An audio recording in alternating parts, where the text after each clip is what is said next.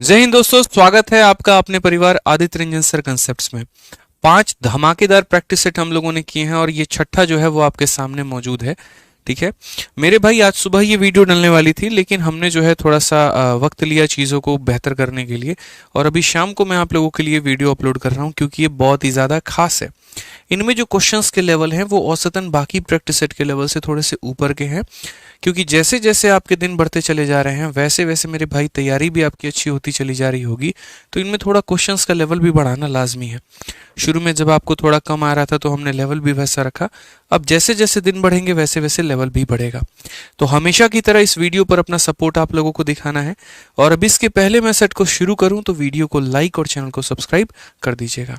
आइए चलिए सबसे पहला सवाल हम लोग देखते हैं। सबसे पहला सवाल जो है वो है प्रतिशत के वेन डायग्राम का क्वेश्चन। इसमें बोला गया है कि एक शहर में 55% लोग टीवी पर समाचार देखते हैं, 40% लोग अखबार पढ़ते हैं, 25% ना ही अखबार पढ़ते हैं और ना ही टीवी पर समाचार देखते हैं, और 4000 लोग मेरे भाई दोनों काम करते हैं। तो वो शहर की कुल आबादी जो है वो हमारी कितनी है? अगर हम आपको यहाँ पर वेन डायग्राम के माध्यम से समझाएं तो आप जरा यहाँ पर वेन डायग्राम के माध्यम से समझिए पूरी कहानी क्या है। ये आपका पूरा का पूरा केस हो गया, पूरा गांव हो गया। इसके अंदर में ये दो तरह के आबादी वाले लोग हो गए आपके, ये पहला हो गया और यहाँ पर क्या हो गया मेरे भाई, ये दूसरा हो गया। अब पूरा केस हम आपको समझाते हैं। 25% लोग कोई इंटरेस्ट ले ही नहीं रहे हैं, उनको मतलब ही नहीं है। यानी बाहर बाहर एरिया वाला कितना है? तो बाहर वाला 25 है। अगर बाहर वाला 25 है इसका मतलब अंदर के तीनों पार्ट को जोड़ने पर कितना आएगा?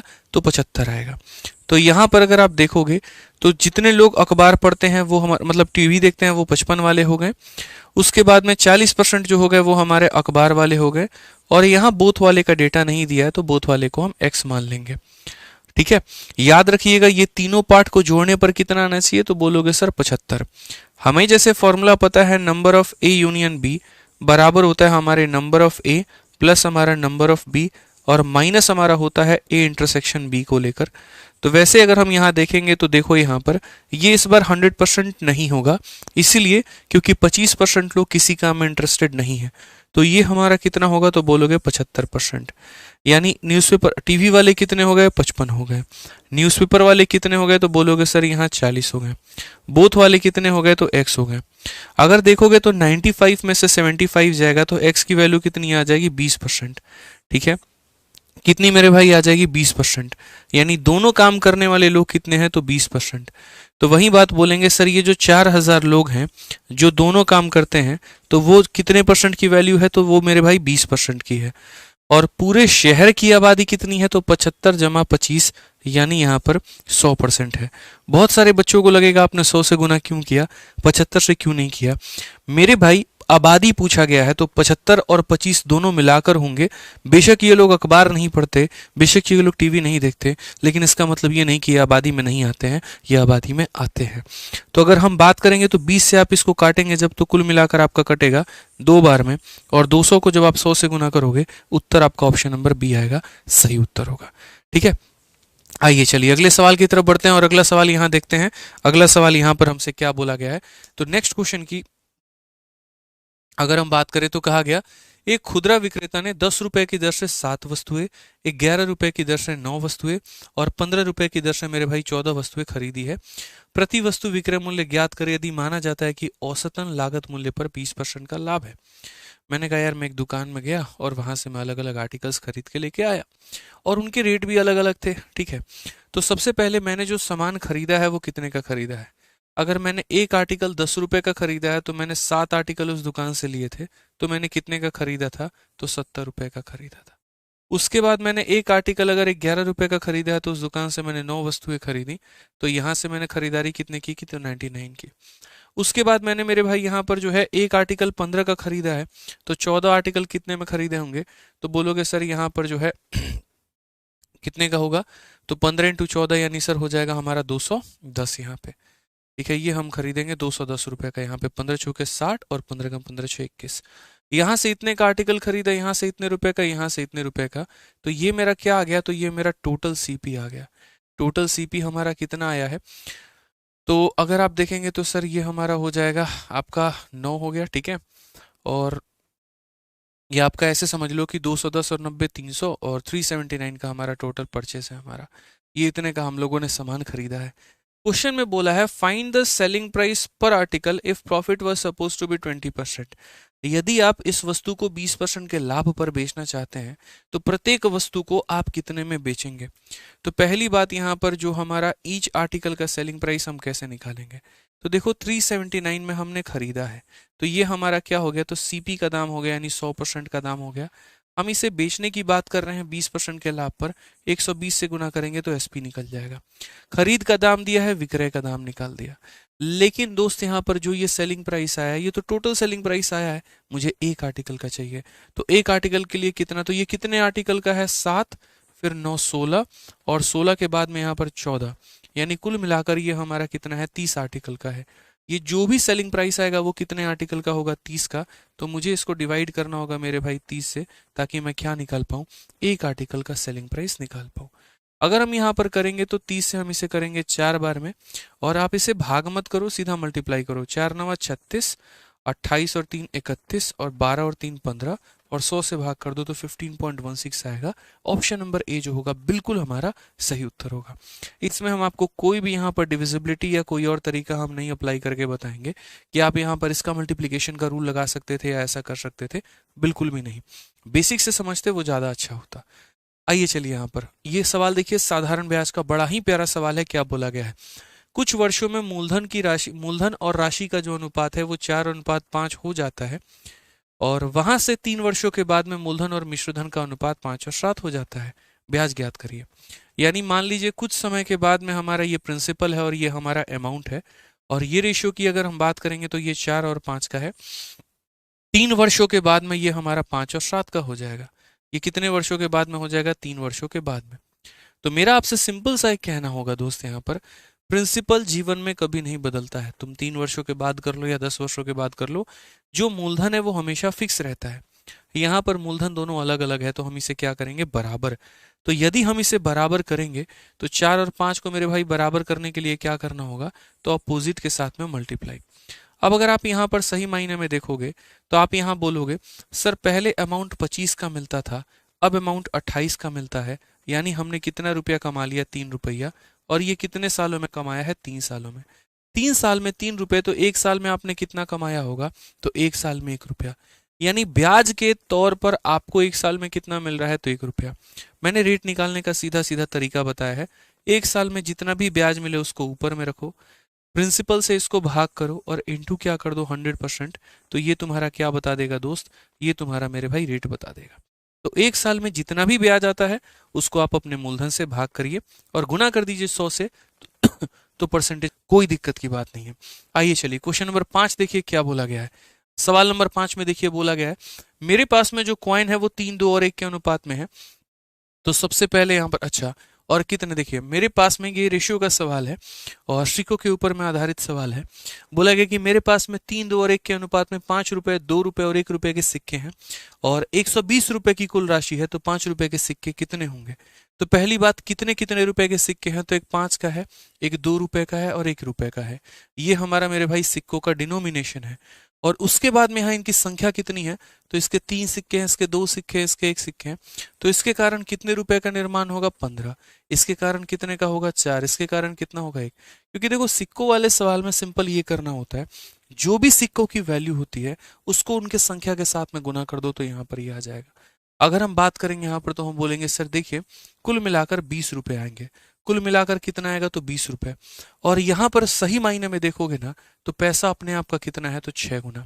अगर मेरे भाई पैसा अपने आप का 6 गुना है तो सारी सिक्कों की संख्या भी अपने आप की कितनी होगी, 6 गुनी होगी। तो क्वेश्चन में बोला गया 5 रुपए के सिक्के कितने हैं, तो मेरे भाई 3 का 6 गुना यानी कितना हो जाएगा, 18 हमारा बिल्कुल सही उत्तर होगा। Option number D for Devasena.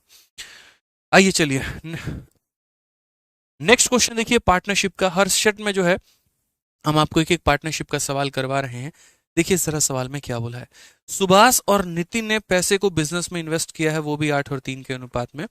लेकिन सुभाष अपना पैसा कुछ महीने के बाद में निकाल लेता है, ठीक है। साल के अंत में जो प्रॉफिट है वो 5 और 4 के अनुपात में इन्वेस्ट किया जाता है। तो बोला गया कितने महीने के बाद में नितिन ने जो है, how many month did Nitin invest alone, कितना महीना उसने अकेले इन्वेस्ट किया। कोई फर्क नहीं पड़ता, यहाँ पर देखिए सुभाष है और कौन है, नितिन है। अगर हम यहाँ पर बात करें तो जो उनकी इन्वेस्टमेंट है, जो उनकी पूंजी है, वो 8 और 3 के अनुपात की है। उसके बाद यहाँ पर बोला गया कुछ महीनों के बाद सुभाष अपना पैसा ले लिया, तो इसने अपने पैसे पूरे नहीं लगाए हैं। नेक्स्ट अगर हम बात करें समय को लेकर और लास्ट बात करें लाभ को लेकर, तो लाभ का अनुपात इतना है। यानी आपने पूंजी का अनुपात डाल दिया है, आपने लाभ का अनुपात डाल दिया है, आपको क्या निकालना है, तो समय। आपको पता है कि ऐसी स्थिति में हम क्रॉस मल्टीप्लीकेशन का सहारा लेते हैं। तो 5 इंटू 3 कितना हो जाएगा, 15, और 4 इंटू 8 हमारा कितना हो जाएगा, 32। अब सबसे बड़ी बात कि सुभाष ने पैसे निकाल दिए हैं, ठीक है, लेकिन नितिन ने तो पूरा पैसा लगाया है। और कितने समय तक लगाया, तो बोला गया 12 महीनों के अंत में सुभाष और नितिन द्वारा लाभ। यानी कहने का मतलब ये पैसा जो है ये 12 महीने के बराबर में है। तो हमें यहाँ पर 32 का मान 12 दिया गया है, तो 15 का मान निकालना है, कितना होगा। तो हम बोलेंगे सर कोई बात नहीं है, जो 12 महीना है, ये 12 महीने कितने की वैल्यू है, तो 32 की, ठीक है। और क्वेश्चन में क्या बोला गया, तो नितिन ने अकेले कितने महीने के लिए निवेश किया था, तो कितने महीने के लिए निवेश किया गया था, तो 15 के लिए। 4 से काटिए 3 बार में, 4 से काटिए 8 बार में, मेरे भाई 45/8 होगा। और 45/8 का मतलब 5 सही, 5/8। ऑप्शन नंबर जो ए होगा बिल्कुल हमारा एग्जैक्ट सही उत्तर होगा। तो थोड़ा सा आप सवालों में देख पा रहे हैं कि लेवल में हमने परिवर्तन किया है, और मुझे लगता है आपको मजा भी आ रहा होगा, ठीक है, कुछ नया भी सीख पा रहे होंगे आप लोग। ठीक है, तो दोस्तों वीडियो को लाइक करते रहिएगा, चैनल को सब्सक्राइब करते रहिएगा। आने वाले प्रैक्टिस सेट्स हम आप लोगों के लिए और भी ऐसे ही कराते रहेंगे, ताकि पेपर में पूरे के पूरे नंबर आपके आए और एक भी सवाल आप पेपर में छोड़ के ना आए। आइए चलिए नेक्स्ट क्वेश्चन देखिए। एक बाल्टी में पेंट और तेल 7 और 5 के अनुपात में है। 24 लीटर मिश्रण निकाला जाता है और 24 लीटर डाला जाता है। यदि पेंट और तेल का जो अनुपात है वो 1 और 1 है, तो शुरू में बाल्टी में कितने लीटर का पेंट था। यानी अगर हम ये मानकर चले कि शुरू में बाल्टी में पेंट और हमारा ऑयल, जो हमारा ये रेशियो है वो 7 और 5 का है, ठीक है। उसके बाद में हमने यहाँ से क्या किया दोस्तों, हमने यहाँ से कुछ वैल्यूज निकाल दी, बट पता नहीं है कितना निकाला है। x लीटर मान के चलते हैं कि x लीटर हमने निकाल दिया, या बोला गया ना 24 लीटर मिश्रण निकाला जाता है, तो हमने यहाँ से कितना निकाला है, 24 लीटर मिश्रण निकाला जाता है। आपको पता है कि मिश्रण में से निकालने के बाद भी जो हमारे रेशियोज हैं वो उसी में रहते हैं, वो कभी डिस्टर्ब नहीं होते। जैसे मानो अगर मेरे पास में, ठीक है, मेरे पास में मान लीजिए कि जैसे ये ग्लास है, इसके अंदर में हमारा पानी है, और जब भी मान लीजिए कोई मिश्रण है, मैं इसमें से कुछ गिरा भी दूंगा ना, तो उसके बाद इसकी मात्रा जो है वो नहीं बदलेगी।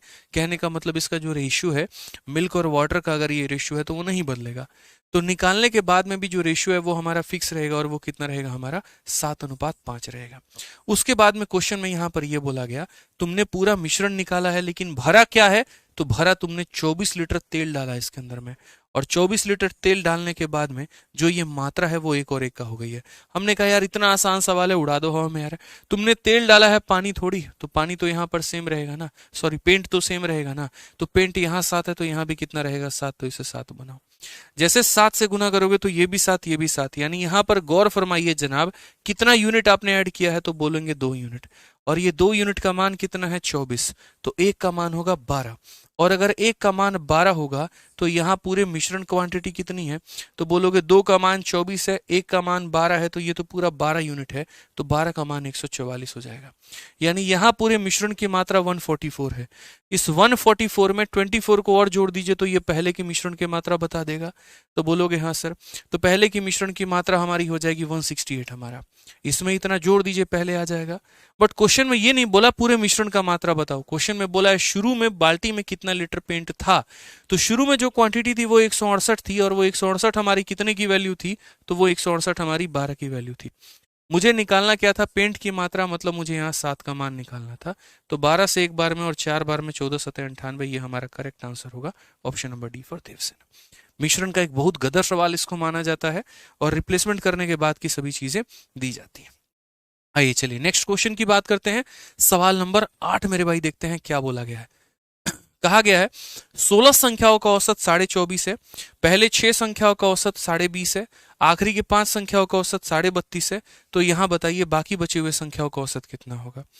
औसत में ऐसे सवाल हमेशा दिए गए होते हैं, पूरे ग्रुप का डेटा दे दिया जाएगा, कुछ टुकड़ियों का डेटा दिया जाएगा और बाकी टुकड़ी का पूछेगा।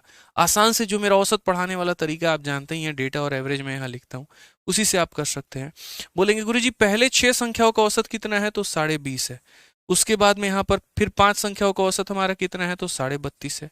6 और 5 हमारे कितने हो गए, 11। बच कितनी गई संख्या, 5। इनका औसत मान लेते हैं x होगा, और इस तरीके से कि सभी लोगों का जो औसत आएगा वो हमारा 24.5 आएगा। आपको पता है यहाँ पर तरीके से कि क्या करना है, डेविएशन लगाना है। कैसे करेंगे देखिए, 24.5 में से ये देखिए कितने की कमी है, तो 4 की। अगर एक संख्या पर 4 की कमी, तो 6 संख्याओं पर कितने की कमी होगी, तो 24 की। यहां पर यदि आप देखेंगे कितने की कमी है, तो बोलेंगे सर कमी नहीं है, ज्यादा है। और ज्यादा कितना है, तो बोलेंगे सर यहाँ 14 से 5 आपका 9 और 11 से 8 आपका 7.9। प्रत्येक संख्या 7.9 ज्यादा है, तो 5 लोगों पर कितना ज्यादा होगा, तो इंटू इतना। अगर आप गुना करोगे 7 पचे 35, 9 पचे 45, यानी हमारा 39 पॉइंट, देखो यहाँ पे 9 पचे 45, 7 पचे 35, 4 39, 39.5। तो मैं आपसे यहाँ पर ये बोलूंगा, ये हमारा कम था इतना, और ये हमारा ज्यादा है कितना मेरे भाई, तो 39.5 है। हम इसकी कंपैरिजन इसीलिए नहीं कर सकते हैं क्योंकि वैल्यू नहीं दिया गया, लेकिन हाँ डेविएशन से सब निकाल लेंगे। आप यहाँ पर देखो तो ओवरऑल जो डेविएशन आ रहा है वो कितने का आ रहा है, तो बोलोगे सर माइनस और प्लस वाले को जोड़ने पे 15.5 का मामला बन रहा है, और ये 15.5 ज्यादा है। अगर यहाँ 15.5 ज्यादा है, तो मैंने आपको बताया कि यहाँ पर 15.5 क्या होगा, कम होगा, क्योंकि नेट डेविएशन कितने का होता है, तो 0 का। तो अगर इतना ज्यादा है तो इधर इतना कम होगा। अब ये जो कम होगा कितने लोगों के चलते होगा, तो बोलोगे 5 के चलते, तो 5 से भाग करिए तो आएगा आपका 3.1। यानी कितने की कमी होगी, 3.1 की। तो अगर हम बात करें, तो अगर आपको x का मान निकालना है, तो बोलेंगे सर 24.5 है आपका, उसमें से आप 3.1 हमारा कम कर दीजिए। तो यानी करेक्ट आंसर हमारा कितना आएगा मेरे भाई, तो 21.4। कौन सा ऑप्शन है, ऑप्शन नंबर ए है, आओ कभी हवेली पे। तो बढ़िया बढ़िया सवाल है, उम्मीद कर रहे हैं मजा आ रहा होगा आप लोगों को। और शुरू में ही हमने कहा था कि जैसे जैसे दिनों की संख्या बढ़ती चली जाएगी, थोड़ा सा हम लेवल में परिवर्तन कर देंगे कभी कभार। आइए क्वेश्चन नंबर 9 देखते हैं क्या बोला गया है। एक्स और वाई दो पाइप हैं जो कि 24 घंटे और 32 घंटे में एक टंकी को भरते हैं। तो ये एक्स है और ये वाई है, एक 24 घंटे में भर रहा है और एक 32 घंटे में भर रहा है। एलसीएम लेंगे तो सीधा 96 आ जाएगा इसका, 4 बार में और 3 बार में। यदि दोनों पाइपें एक साथ खुली हों और पहले पाइप को किस समय पर बंद कर देना चाहिए जिससे टैंक भरने में 16 घंटे ही लगे। फिर से रिपीट करता हूं, दोनों पाइपें एक साथ खुली हुई हैं, एक्स और वाई दोनों एक साथ खुली हुई हैं, कोई दिक्कत नहीं है। और फिर बोला गया पहले पाइप को किस समय पर बंद कर देना चाहिए, मतलब आप एक्स को बंद करके वाई चालू रखना चाहते हो कि पूरा का पूरा टंकी कितने देर में भर जाए, 16 घंटे। 16 घंटे में भरना है ना, इसका मतलब वाई शुरू से लेकर अंत तक काम कर रहा है। तो शुरू से लेकर अंत काम कर रहा है, तो वाई ने कितना काम किया होगा, तो 1 घंटे में या 1 मिनट में मान लीजिए यहाँ पर जो है 1 घंटे में 3 यूनिट काम कर रहा है, तो 16 घंटे में 48 यूनिट काम उसने किया होगा। तो इसमें से 48 निकाल दो तो बचेगा कितना, 48। अब ये जो काम है ये सिर्फ और सिर्फ किसका काम है, एक्स का काम है। तो इससे समय कितना लगा होगा, तो बोलोगे 48 काम करने थे और 1 घंटे में वो 4 काम करता है, यानी 12 घंटे एक्स ने काम किए। और जितने घंटे एक्स ने काम किए इसका मतलब उतने देर तक उन्होंने साथ में काम किया था, और उतने देर के बाद जो है वो टंकी को बंद कर दिया गया। ठीक है, आओ चलो नेक्स्ट क्वेश्चन देखो यहाँ पर क्या बोला गया है। अगला सवाल, जनरली ये सीजीएल मेंस लेवल तक का ये क्वेश्चन है, और जीडी में भी पूछा गया है, एमटीएस में भी पूछा गया है, सीजीएल के प्री में, सीजीएल के मेंस में, हर जगह ये सवाल पूछा गया है। बढ़िया क्वेश्चन है। सीमा और गीता एक ही समय स्थान ए से 90 किलोमीटर दूर बी पर जाने के लिए यात्रा शुरू करती हैं। ये ए है और ये बी है, और ये कितने दूर पर जा रही हैं, तो 90 किलोमीटर दूर पर यात्रा शुरू करती हैं। सीमा की चाल गीता की चाल से 3 किलोमीटर प्रति घंटा कम है। ये मन में अपने मान के चलना कि सीमा मैडम जो है वो गीता से यहाँ पर 3 की कमी पर है। ठीक है, कि सीमा की चाल गीता की चाल से 3 कम है। गीता स्थान बी पर पहुंचती है और तुरंत वापस चलती है। यहाँ पर देखो दोनों रेस लगा रहे हैं, एक थोड़ा धीरे भाग रही है, थोड़ा दूसरा तेज भाग रही है। तो तेज भागने वाली यहाँ तक जाएगी और फिर वापस मुड़ जाएगी, और तब तक धीरे भागने वाली बेचारी यहीं पर चली रही होगी। तो वही बोला गया यहां पर कि गीता स्थान बी पर पहुंचती है और तुरंत वापस चलना शुरू करती है। गीता पहुंचती है और तुरंत जो है यहां से वापस चलना शुरू कर देती है। ठीक है, और मार्ग में वह स्थान बी से 15 किलोमीटर की दूरी पर सीमा से मिलती है। बी से कितने की दूरी पर, 15 किलोमीटर की दूरी पर। किससे मिलती है, तो सीमा से। तो मतलब ये गीता भागी भागी भागी भागी भागी और जैसे यहां पर आई, 15 किलोमीटर अभी यहां से दूरी चली थी, तब तक ये किससे मिल गई, गीता से। तो ऊपर वाली दूरी सीमा ने तय की और नीचे वाली दूरी किसने तय की है, तो मेरे भाई यहां पर जो है बोला गया तुरंत वापस जो है सो सीमा की चाल गति इतना किलोमीटर कम है, तो ऊपर वाला गीता का है और नीचे वाला किसका है, तो नीचे वाला सीमा का है। अब क्वेश्चन में यहाँ बोला गया गीता की जो चाल है वो हमारी कितनी है, गीता की जो चाल है वो हमारी कितनी है। मैं आपसे ये बात बोलना चाहता हूँ कि ये कंसेप्ट कौन सा है, तो कंसेप्ट ऑफ कांस्टेंट टाइम है। जैसे दोनों लोगों ने एक साथ शुरुआत किया और दोनों मिले भी एक ही समय के ऊपर में है, मतलब यहाँ समय कांस्टेंट है।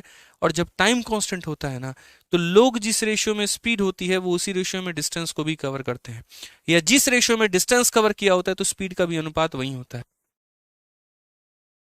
तो यहां पर अगर आप देखोगे तो मैं आपसे ये पूछना चाहता हूं कि ये गीता मैडम है और यहां पर नीचे सीमा मैडम है, किसने कितनी कितनी दूरी तय की।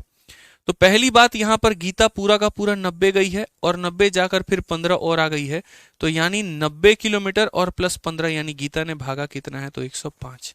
और उतने देर में सीमा कितना भागी है, तो सीमा पूरा 90 में से 15 निकाल दीजिए, यानी सीमा ने मात्र इतनी दूरी तय की है। तो 90 माइनस 15 यानी कितना हो जाएगा, 75।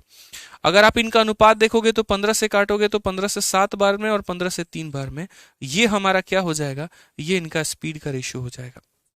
ठीक है, ये हमारा क्या हो जाएगा, तो ये इनका स्पीड का मेरे भाई रेशियो हो जाएगा। क्वेश्चन में स्पीड का रेशियो इंपॉर्टेंट नहीं है, क्वेश्चन में यहां पर यह बोला गया है कि गीता की जो चाल है वो 3 किलोमीटर प्रति घंटा कम है। अगर आप यहां पर देखोगे तो यहां पर बोलोगे सर देखिए ये मामला, यहां पर समझिएगा बात को लेकर। ठीक है, 90 15 105, 90 15 मेरे भाई 75 5 80 10 90। ठीक है, तो यहां पर जो है क्वेश्चन में बोला गया है कि सीमा की चाल गीता की चाल से 3 कम है, ये जो कम है और कितना कम है, 3 किलोमीटर प्रति घंटा। यूनिट में कमी देखो, जिस रेशियो में डिस्टेंस था तो यही रेशियो इनका क्या होगा, स्पीड का होगा, तो स्पीड का ये रेशियो है। ऐसे यूनिट में कितने की कमी है, 2, और स्पीड में कमी कितने की है, 3। तो यानी ये जो 3 किलोमीटर प्रति घंटा वाला बात है, ये कितने का मान है, तो बोलोगे सर ये 2 यूनिट का मान है। अगर मुझे गीता की रफ्तार निकालनी है इंटू 7, सीमा की निकालनी है इंटू 5, क्वेश्चन में देखिए किसका बोला गया है, गीता की चाल यानी इंटू 7 बोला गया है, ये हमारा आंसर होगा। तो बोलेंगे 21 का आधा कितना होता है गुरुजी, 21 का आधा 10.5 होता है। कौन सा ऑप्शन है, बी फॉर बाहुबली।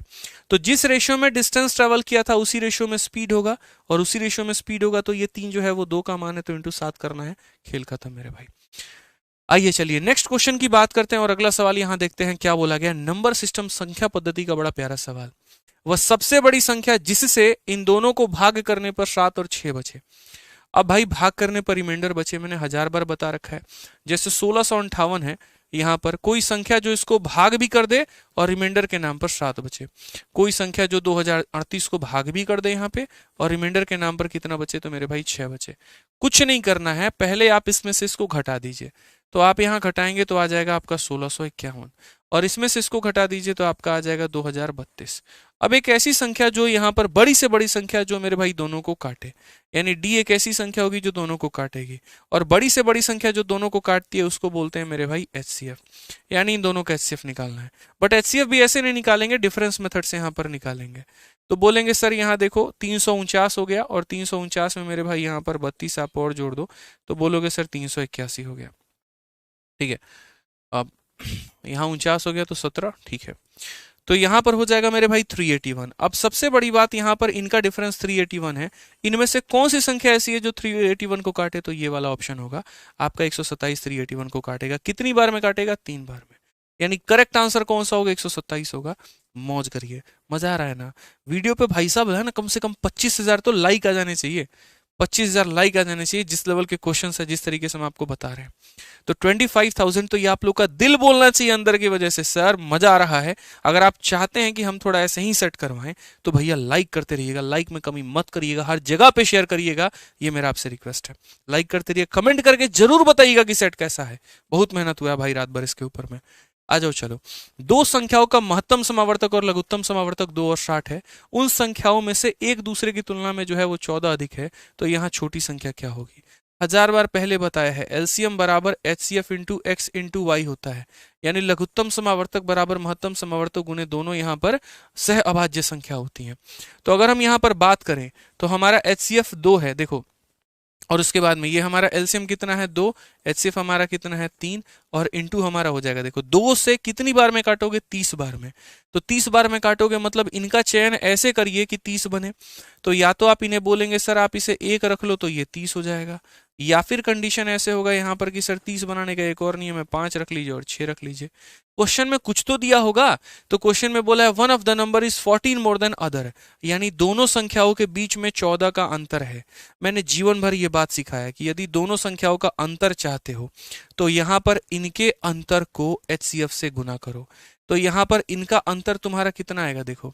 और 30 कैसे बन सकता है, 2 और 15 से भी मेरे भाई बन सकता है। देखो यहाँ पर 30 का बनाने का नियम क्या क्या है, 1 30 से बना लो, या फिर मेरे भाई 2 15 से बना लो, या फिर आप यहाँ पर जो है वो 3 और 7 से बना लीजिए, ठीक है। और यहाँ पर किससे बना लीजिए, तो 2 इंटू मेरे भाई 5 इंटू 6 बना लीजिए। कई सारे तरीके हैं। यहाँ पर मेरे कहने का मतलब ये 3 और 7, ठीक है, 3 और 10 हो गया आपका। यहाँ पर कहने का मतलब ये है दोनों के बीच में 14 का अंतर है। 14 का अंतर का मतलब यहाँ पर क्या हो गया कि आपको यहाँ पर देखिए दो संख्याओं के बीच में 14 का अंतर है। इसका मतलब अंतर कैसे निकालते हैं, इनके अंतर को यहाँ पर HCF से गुना करके देखो 14 आ रहा है कि नहीं। इनका अंतर 29 इंटू 2 58 नहीं आ रहा। यहाँ पर इनका अंतर कितने का है, तो मेरे भाई 13 इंटू 2 26 नहीं आ रहा। इस पर भी बात नहीं बनी, इस पर भी बात नहीं बनी। इनका अंतर 7 इंटू 2 14 आ रहा है। इसका मतलब मेरे भाई हमें यहाँ पर ये दोनों को प्राइम लेने थे। यहाँ संख्याओं का अंतर का मतलब इनके अंतर को HCF से गुना करना, संख्याओं का योग इसका मतलब इनके योग को HCF से गुना करना, ठीक है। हमने देखा इनका अंतर 7 इंटू 2 14 आ रहा है, मतलब मामला फिट है। स्मॉलर नंबर क्या होगा, तो 2 इंटू 3 6 होगा। लार्जर नंबर क्या होगा, 2 इंटू 10 हमारा 20 होगा। स्मॉलर की बात है, सी आंसर होगा, बात खत्म, ठीक है भाई। आ जाओ चलो नेक्स्ट क्वेश्चन देखो क्या बोला गया है। P जो है यहाँ पर इन दोनों का सम है, Q हमारा उतना है, P इंटू क्यू का मान कितना होगा। बहुआ सवाल, इसका आंसर आपको दे रहे हैं, आंसर इन कमेंट बॉक्स। मुझे हर किसी से आंसर चाहिए कमेंट बॉक्स में, तभी हम मानेंगे कि आपने वीडियो को देखा है, आपने सीखा है, और तभी हमारी दिल से आशीर्वाद निकलेगी, दुआ निकलेगी कि पूरे के पूरे नंबर आपके आए। क्योंकि जो मेहनत करेगा उसके लिए एकदम अंदर से, अंतरात्मा से आवाज निकलेगी। तो इसका आंसर कमेंट बॉक्स में करना ही करना है। आइए चलिए क्वेश्चन नंबर 14 देखते हैं। 14 में क्या बोला गया, यहां पर बोला गया इन संख्या का स्क्वायर डिवाइडेड बाई इतना। 1000 बार सिंप्लीफिकेशन में ये बात बताए हैं कि जब ऊपर के और नीचे के अंक भी सेम हो और पावर भी सेम हो। आप अगर देखो सारे डिजिट सेम है, सारे पावर सेम है, वैसे स्थिति में क्या करते हैं आप यहां पर देखिए तो यहां नीचे से ऊपर की तरफ में डेसिमल हमारा एक अंक दाहिने की तरफ गया है। यहां पर जो डेसिमल मेरे भाई 3 संख्याओं के बाद में हुआ करता था, आज वो दशमलव 2 संख्याओं के बाद में है। यानी दशमलव एक स्थान दाएं की तरफ घसका है। एक स्थान दाएं की तरफ घसकने का मतलब 10 से गुना हुआ है। तो यानी एक संख्या के लिए अगर 10 से गुना हुआ है तो यहां पर क्या है, तो यहां स्क्वायर है मेरे भाई, और उसके बाद में ये पूरे पे क्या है, तो रूट है। आप स्क्वायर से रूट को काटिए, आंसर आपका 10 आ गया, बात खत्म। Option number B for Bahubali, खेल खत्म भाई, ठीक है। पूरा सॉल्व नहीं करना होता है। आइए नेक्स्ट क्वेश्चन देखिए, आखिरी सवाल, जबरदस्त सवाल, मजा आ जाएगा। क्या बोला गया इस क्वेश्चन में, देखिए जीडी का सवाल है। बोला गया कि 4 गाय को एक जो है 30 मीटर लंबे और 20 मीटर चौड़े का आयताकार मैदान के 4 कोने पर 4 गाय बांधी जाती है और रस्सी की लंबाई 7 मीटर की है। तो मैदान का वह क्षेत्रफल ज्ञात करिए जिसमें गाय नहीं चर सकती है। अब यहाँ पर यह सवाल कुछ इस प्रकार है कि ये आपका पूरा का पूरा फील्ड है, और ये फील्ड हमारा कितने का है, तो 30 बाई 20 का ये फील्ड है। यहाँ पर जो हमने गाय बांधी है वो 7 बाई 7 पर है, यानी 7 मीटर यहाँ, 7 यहाँ पर, 7 यहाँ पर, ऐसे कर करके हैं थोड़ा सा, ठीक है। तो मैं यहाँ पर ऐसे समझा देता हूँ, 7 और 7 में मतलब पहली गाय जो है यहाँ बांधी गई है, दूसरी यहाँ पर, तीसरी यहाँ पर, चौथी यहाँ पर। बेचारे की रस्सी की लंबाई 7 इधर है, 7 इधर है, तो वो इतना खा सकती है। उसी तरीके से यहाँ पर ये 7 इधर है, 7 इधर है, तो ये इतना खा सकती है। सेम तरीके से 7 यहाँ पर है और यहाँ पर 7 है, तो ये इतना चर सकती है। और यहाँ पर 7 और 7 यहाँ हो गया, तो ये इतना चर सकती है। बाकी जो एरिया है वो बेचारी वो नहीं खा पाएंगी गाय, तो वह एज इट इज रह जाएगा। तो ये वाला हमसे एरिया पूछा है कि ये एरिया कितना होगा। कुछ मत करो मेरे भाई, आप यहाँ पर समझो, जो लेफ्ट एरिया होगा हमारा, खाली जो एरिया होगा, उसके लिए क्या करना होगा, पूरे आयत का क्षेत्रफल निकालो। पूरे आयत का क्षेत्रफल हमारा इतना होगा, और इसमें से ये चारों टुकड़ों का क्षेत्रफल जो है यहाँ पर क्या कर दो, माइनस। अब यार ये 4 सेक्टर हैं और 4 सेक्टर मिलकर पूरा का पूरा सर्कल बना दे रहा है। सर्कल का एरिया कितना होता है, तो बोलोगे गुरुजी पाई आर स्क्वायर। अब सबसे बड़ी बात बताऊं, ये तुम्हारा हो गया मेरे भाई 600। जब रेडियस 7 होता है ना, तो पाई आर स्क्वायर का मान 154 होता है। कितना होता है मेरे भाई, तो बोलोगे सर 154 होता है। 10 में से 4 गए, क्या का अंक 6, यानी ऑप्शन नंबर ए जो है यही हमारा करेक्ट आंसर है, बात खत्म। तो तो इस तरीके से बढ़िया तरीके से आपको सभी सवालों को करना था और पूरा आनंद लेना था। बढ़िया से पढ़ाई करते रहिए, जीवन का आनंद लीजिए, ठीक है। और हम आपको नेक्स्ट प्रैक्टिस सेट में और जबरदस्त जबरदस्त बात सिखाएंगे। याद रखिएगा भैया, आपकी बार कांस्टेबल बनना है, सिलेक्शन लेना है। वीडियो कैसी लगी कमेंट बॉक्स में जरूर बताना। दोस्तों मिलते हैं अगली वीडियो में, आज के लिए इतना ही। बहुत बहुत धन्यवाद। जय हिंद भाई।